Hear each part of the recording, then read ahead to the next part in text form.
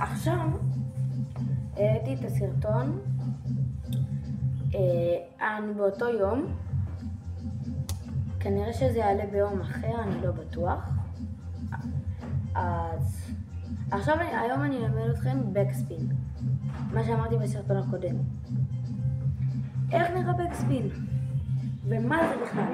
בקספין זה סיבוב על הגב, והוא נראה ככה.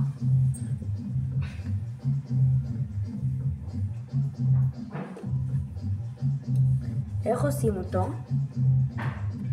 רגע, קודם כל זה תרגיל פאוור, ועכשיו אני אלמד אתכם איך עושים אותו.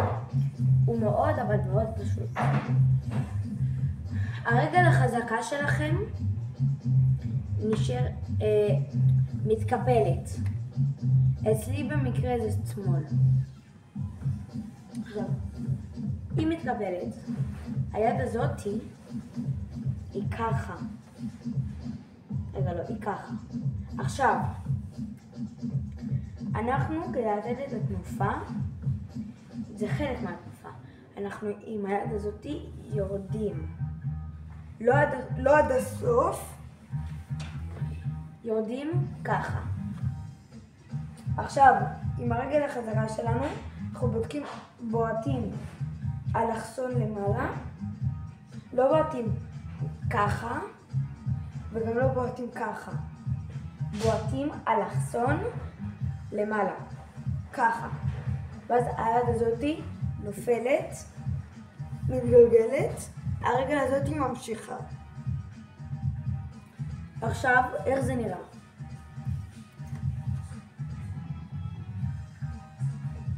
עכשיו, מה נעשה בשביל שיהיה לנו יותר תנופה?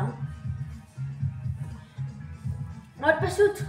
פשוט בועטים עם הרגל הכי חזק שאתם יכולים, ואז אתם תסתובבו הכי מהר שאתם יכולים. עכשיו, הראש, לא נשים את הראש על הרצפה, נשים אותו ככה, כמו כפיפות בטן, אז רק את הצוואר שישאר ככה. סבבה? מאוד פשוט. כדי שהוא לא ייגע ברצפה, שלא ידפק, ושהוא לא יצור לכם את התנופה.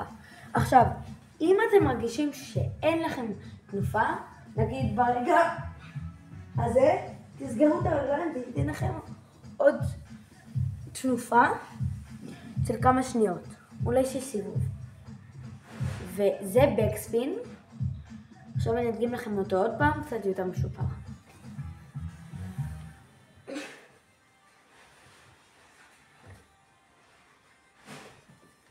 וזהו.